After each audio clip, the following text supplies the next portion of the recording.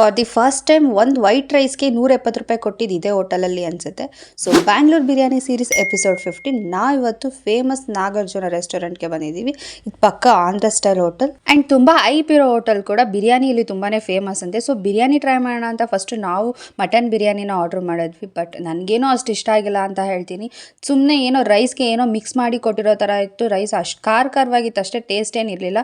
So biryani ಅಂತೂ ನನಗೊಂದಿಷ್ಟು ಇಷ್ಟ ಆಗಿಲ್ಲ ಅಂತ ಹೇಳ್ತೀನಿ. ನನ್ನ ಪೀಸು ಕೂಡ ಅಷ್ಟೇ, ಮಸಾಲ ಏನು ಇಲ್ಲದೆ ತುಂಬ ಪ್ಲೇನ್ ಆಗಿತ್ತು ಪೀಸು, ಬಟ್ ಚೆನ್ನಾಗಿ ಕುಕ್ ಆಗಿತ್ತು ಅಂತ ಹೇಳ್ಬೋದು. ಆ್ಯಂಡ್ 2 ಸ್ಟಾರ್ಟರ್ಸ್ನ ಆರ್ಡರ್ ಮಾಡಿದ್ವಿ. ನಾಟಿ ಕೋಳಿ ಫ್ರೈ ಆ್ಯಂಡ್ ಮಟನ್ ರೋಸ್ಟ್ ಅಂತ. ನಾಟಿ ಕೋಳಿ ಫ್ರೈ ಬಂದು ನಿಮಗೆ ಖಾರವಾಗಿ ಚೆನ್ನಾಗೇ ಕೊಟ್ಟಿದ್ರು, ಬಟ್ ಕ್ವಾಂಟಿಟಿ ತುಂಬಾ ಕಮ್ಮಿ. ಆ್ಯಂಡ್ ಮಟನ್ ರೋಸ್ಟ್ ಅದು ಅಷ್ಟೇ ಟೇಸ್ಟ್ ವೈಸಲ್ಲಿ ಓಕೆ ಅಂತಲೇ ಹೇಳ್ಬೋದು. ಕೊಟ್ಟಿದ್ದ ದುಡ್ಡಿಗೆ ಒಂದಿಷ್ಟು ವರ್ತಿಲ್ಲ ಅಂತ ಹೇಳ್ತೀನಿ.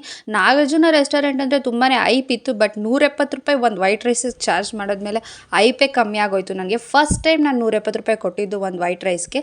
ಅದ್ರ ಜೊತೆಗೆ ಒಂದು 2 ಕಪ್ ಆಫ್ ಸಾಂಬಾರು ಮತ್ತು ರಸಮ್ ಕೊಟ್ಟರು ಅಷ್ಟೇ. ನಾನು ವೈಟ್ ರೈಸ್ ಆರ್ಡರ್ ಮಾಡಿದ ರೀಸನ್ನೇ ಆ ಪುಡಿ ಮತ್ತು ಗೀಗೋಸ್ಕರ. ಅದೇನೋ ತಿಂದಿದ್ದು ಖುಷಿ ಆಯಿತು, ಬಟ್ 170 ರೂಪಾಯಿನ ತುಂಬಾ ಮೋಸ ಅಂತ ಹೇಳ್ತೀನಿ. ಆ್ಯಂಡ್ ನನ್ನ ಒಪಿನಿಯನ್ ಬಂದು ಈ ಹೋಟೆಲ್ ಬಗ್ಗೆ ಇಷ್ಟೇ. ಬಿರಿಯಾನಿ ಯಾರಿಗೆ ಹೇಗೆ ಇಷ್ಟ ಆಗ್ತಿದೆಯೋ ಗೊತ್ತಿಲ್ಲ, ಬಟ್ ನನಗಂತೂ ಒಂದಿಷ್ಟು ಇಷ್ಟ ಆಗಿಲ್ಲ ಅಂತ ಹೇಳ್ತೀನಿ. ಯಾಕಂದರೆ ನನ್ನ ಟೇಸ್ಟ್ ಪ್ರಿಫರೆನ್ಸೇ ಬೇರೆ, ನಿಮ್ಮದೇ ಬೇರೆ. ನೀವೇನಾದರೂ ಟ್ರೈ ಮಾಡಿಲ್ಲ ಅಂದರೆ ಒಂದ್ಸಲಿ ಹೋಗಿ ಟ್ರೈ ಮಾಡ್ಬೋದು ಅಂತ ಹೇಳ್ತೀನಿ. Thank you.